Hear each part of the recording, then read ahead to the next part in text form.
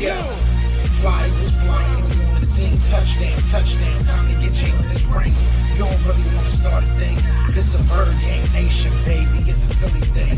Hater, and you looking like you type trash. I'm just here calling on Philly the podcast. And we can call a man dog or watch Miles score off the handoff. Rest of the division, your man saw Jackson like Sean, Hunting like Randall. Season here, really time to do them in. Your boy Philly Fresco. Thanks for tuning in. What is going on, you guys? It's your boy Joe Castro, aka Philly Fresco, and it is Philly the podcast. So today we are going to talk Philadelphia, and we're going to talk football, just not in the way that we normally do. It's going to be a little bit different, but I'm excited for this. Today I have a very special guest, Matt Sposta, founder of the Hall of Fantasy League, which we will be speaking about. How are you doing today, Matt? I'm doing well. Really excited to be here today.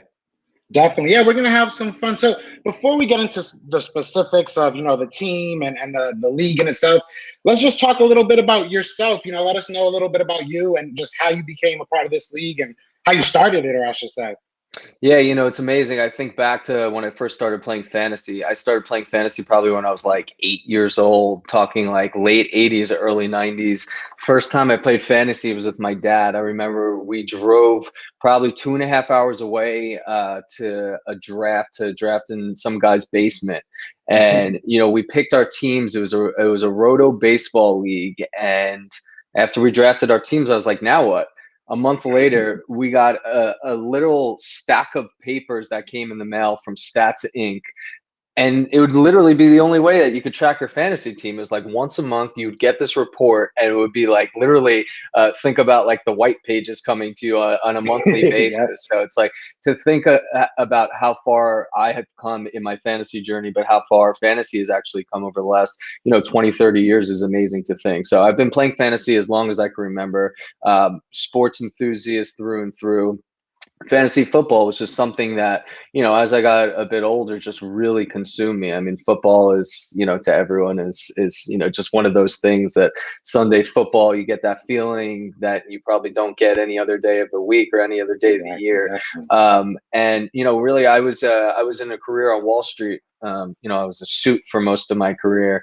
And one of my buddies approached me who was in my high stakes fantasy league with me. And he's like, hey, I was talking to another guy in our league, and we had an idea for fantasy, and we wanted to pick your brain on it. And we kind of all put our minds together, and we came up with really the idea of building the first community-based fantasy game and elevating fantasy and community beyond what it was today.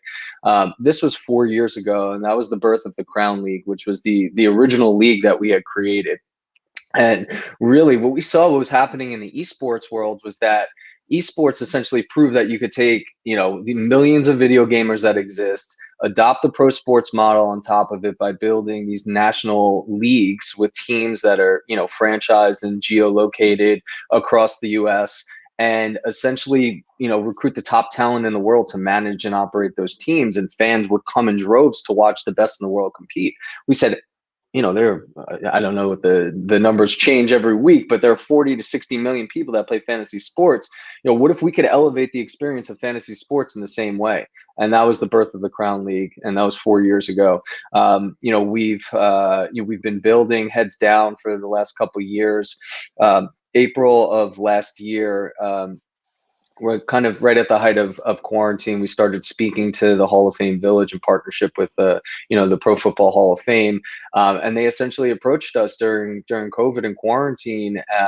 And we had been speaking about a partnership previous to that, but there was an opportunity to potentially sell our business to them. And we spent weeks in kind of the diligence phase, and finally we sold to them, and we became part of this larger entity, which for all intents and purposes is just something that was a dream for us, and really exciting to now attach ourselves to this body that's extremely legitimate, has, you know, ties to Hall of Famers, has ties to the Pro Football Hall of Fame, the ability to access their brands, marks, their IP, the, you know, NFL Hall of Fame archives. So all these things really excited us because it would elevate what we were building. So it gave us, you know, it really kind of opened the kimono in which direction we could take the league in. And, you know, again, since the acquisition, we've been heads down building. We rebranded ourselves from the Crown League to the Hall of Fantasy League for obvious reasons, a nod and an ode to the Hall. But, you know, it's been, you know, it's just been a really exciting past couple months. We launched on the 30th of March 2 weeks ago, and the response has been overwhelming already. So we're really excited about this upcoming season. We're launching for the start of the season. You could learn more information on our website at the HOFL.com. You know, our social handles, the HOF League, across Facebook and Twitter. But, you know, again, I'm really excited to talk more about the league and the nuances of the league, but also some of our franchises. And I know we're here to talk about Philadelphia, Definitely. so we'll get to that in a little bit. Definitely. Yeah, no, especially when you guys reached out to me talking about the Philadelphia, and I was like, wait, hold up, what is this? I did more of my research and it was very, very interesting. So I want to kind of go over a little bit what you were talking about a little bit. Obviously, there's different ways to be part of this community. You know, you can obviously buy a stake in the team, or you can be a community member. Can you kind of tell me a little bit of what your vision is as far as like what being a community member would be, or maybe what being a part owner of a team would be like? Yeah, so I don't know if you've ever co-owned a fantasy team with a partner, but I have, and you know, in that experience, the ability to share in the excitement of managing a fantasy team, experiencing the upside of the fantasy team, and watching the game unfold. You know, fantasy has historically been a individual sport. You know, you sit on your couch with your laptop and you watch Red Zone, and you're essentially playing by yourself. We said, hey, what if we can make this a team sport, right? What if we could really find new ways to engage community and elevate the experience by having people collaborate, communicate, and really experience this together. So, you know, ultimately, each team is structured in a way where the teams are going to be managed by a professionalized front office. So think of fantasy expert, sports media personality, and you know, the hope is that we're going to be attaching you know, Hall of Famers as well as former NFL players to each team, really as kind of like our honorary captains. And then the team itself is going to be made up of community by, you know, fans, individuals like ourselves. You know, for us, you could take many different approaches to it, how you want to participate. Some people may just be passive. Hey, you know, I want to back and stake this team because I want fantasy exposure. I want, you know, players to follow. I don't have the time to manage a team. I don't have, you know, 12 friends to start a league with. And maybe this is my way of getting exposure to fantasy.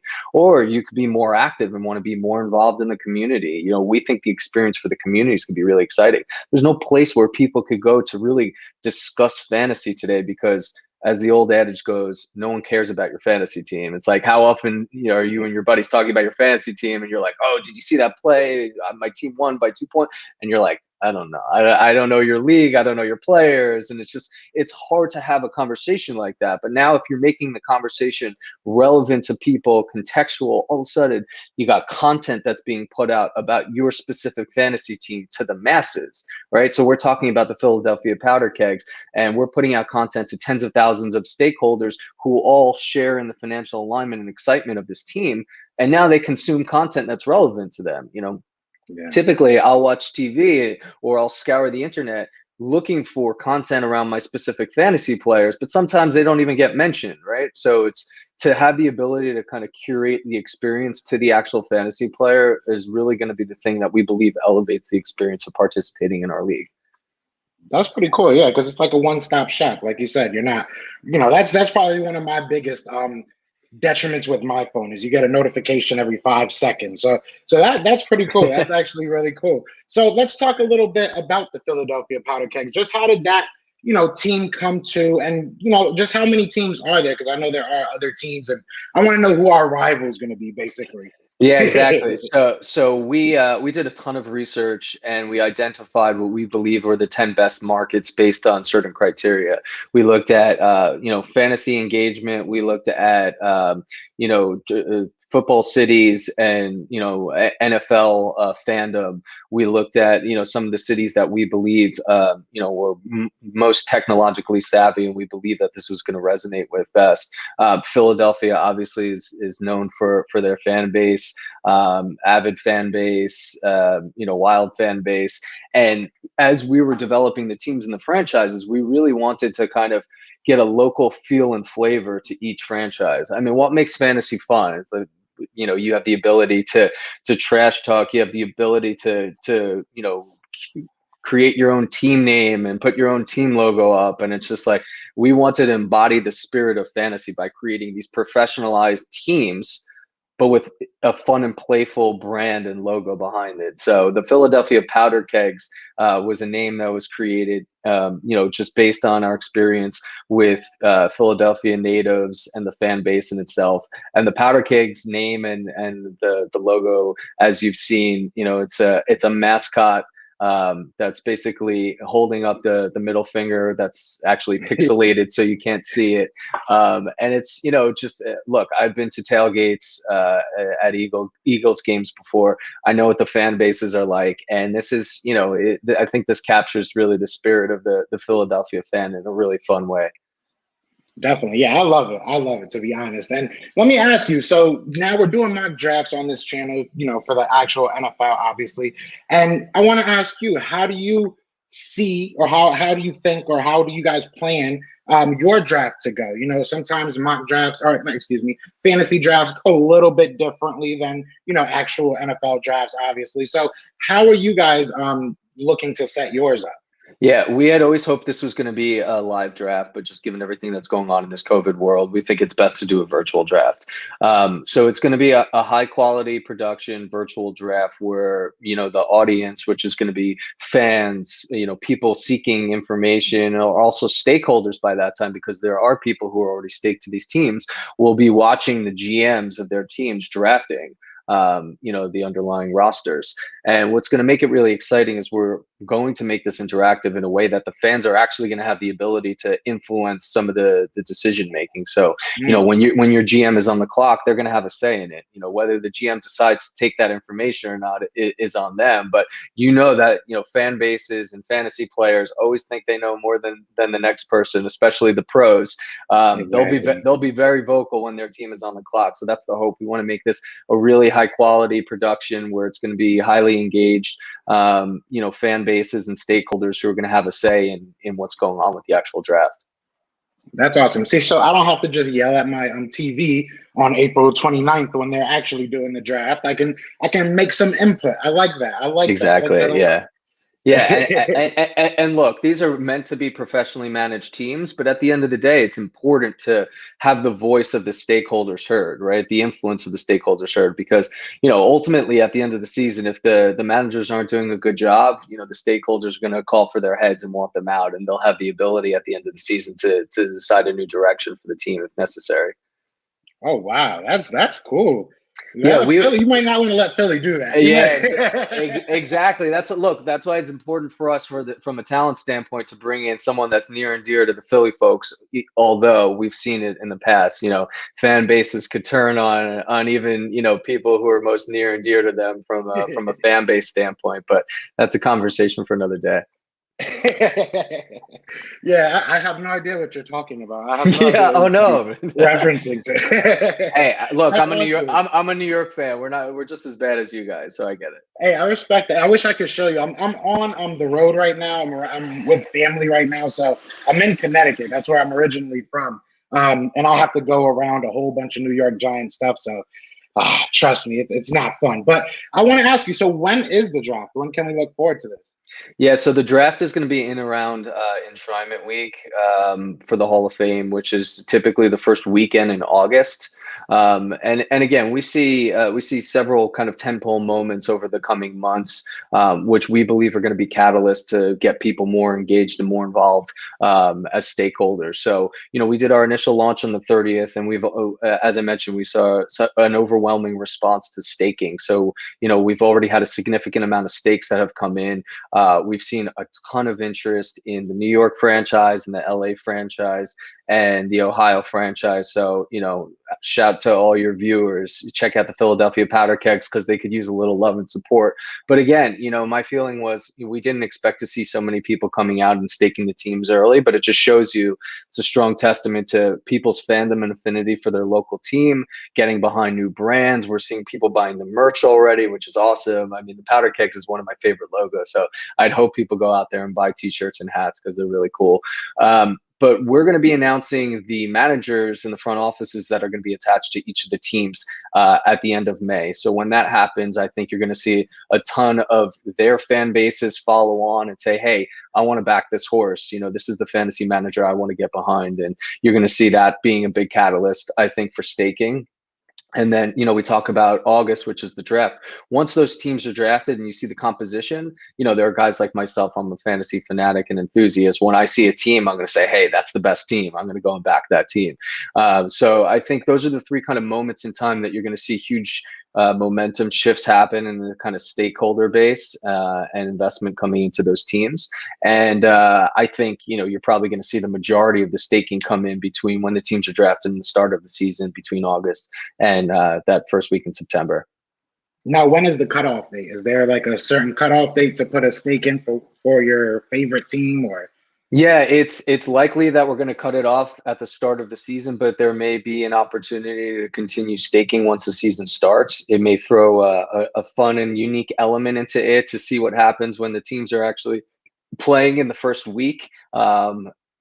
Player scores, Derrick Henry scores 3 touchdowns and all of a sudden everyone's running out to stake his team. But that's what's really unique about this platform is, for the first time gives you the opportunity to get behind, a city-based team, a roster that's not necessarily composed of, the Philadelphia Eagles players, but you could have players from all teams. And really, we intended on building it this way because when you think about it today, I'm a big Giant fan. I've been a big Giant fan my whole life, but I've become a little less agnostic to the actual individual players and more focused on, my fantasy players. And I love the Giants. I root for them. But if my fantasy quarterback is going against the Giants, you know who I'm rooting for. So we've seen how people get motivated by anything that's, kind of having a financial element to it. So again, this is meant for the avid sports fan, the fantasy enthusiast, the passive fantasy follower, and we plan to attract all different types of audiences, and we're really excited about that because we've already seen, just based on the database that we've built over the last few years, how diverse our audience is and what people are trying to get out of the experience. Some people want to manage the team, some people just want to wear the merch, some people want to stake and forget it. So it's going to be exciting to see just the level of excitement that happens on platform and even off of platform with the fan bases. Definitely. Yeah. With me, more football is beautiful for me. It gives me more to talk about. So I'll definitely be following it the whole year. And I know you guys have a Dallas team, if I'm not mistaken. So at least I know off rip I have someone to hate. And I know you guys have a New York team as well. So I already have my least favorites, right? So I'm happy with that. Now, the last question I want to ask you, I feel like I would be remiss if I did not ask you, being as, involved in fantasy football as you are, who would you select as the first pick? Oh man, it's a tough choice. It's like if you go back to last year and look at some of the top picks from last year's fantasy draft, I was lucky enough. I was in the 5th spot, and Dalvin Cook fell to me. Like when I look at top 3 picks, I love how dynamic a guy like Christian McCaffrey is. But he was hurt last season. I love Saquon Barkley and how dynamic he is as a player, and I think there's a ton of upside there. But he was hurt last year, so it's hard to say, but I look at a guy like Alvin Kamara and I'm like, that guy is just a freak. I mean, the way that guy produces year after year, the points that he gives you because he's catching balls, he's catching touchdowns. He's on a different planet than some of these other players. And you take Breeze out of the equation, and it's just check down city all day. So I think Kamara is a guy like you can't go wrong, and he stayed pretty healthy. it's actually funny if you read about last season. He actually was pretty healthy throughout the season, but they said he was one of the most elusive players in the league, not in running, but elusive players when it comes to COVID testing. So he was doing his best. He was doing his best to try avoiding his tests, and who knows whether he was playing with COVID or not. But he's definitely a really interesting candidate, and definitely a top 3 pick in my eyes, and I think on most other draft boards as well. Definitely. I feel this year is all about availability. That's the most important ability this year is availability. If you're going to be on that field, we'll love to have you at this point. So exactly. I appreciate you coming on here, chopping it up, introducing us to the new Philadelphia Powder Kegs, the new team for us to root for. I will have all the social media and your website in the description. So everybody definitely go check that out. Go support the Philadelphia Powder Kegs. Don't go stocking with a team, man. Don't do that. We win together, we lose together. That's how we do it, Philadelphia. But is there anything you want to say before we get out of here, man? No, I look, I really appreciate you having me on today. I would urge everyone to go out, learn more information about the league, go out and buy a Powder Kegs hat. It really kind of feel like you're part of the fan base and the culture, because this is, if you think of it, this is think of it like a ground up startup franchise that you want to be part of day one, and you want to get your fingerprints on as a fan to say, hey, we're gonna dictate the direction of this franchise and give it kind of the local Philadelphia flavor. So that's something that gets me excited, really seeing the evolution of these teams. But I think some of the early adopters on our platform are going to be excited to really embody the spirit of that local team and that franchise. Definitely. And if you guys need, like a special guest announcer for one of the draft picks, you got my information. You go ahead and give me a call. I love it. That's a great idea. We'll definitely be in touch. Hey, definitely. But hey, like I said, thank you so much for coming on here. And like I said, we will be definitely, keeping contact and checking out the league. Looking forward to it, man. But and I appreciate everybody that's watching. Be sure to hit that like, subscribe, do all that good stuff. But other than that, y'all know what it is, man. It is Fly Eagles Fly, and we are out here. Peace. Thanks. Take care. All right.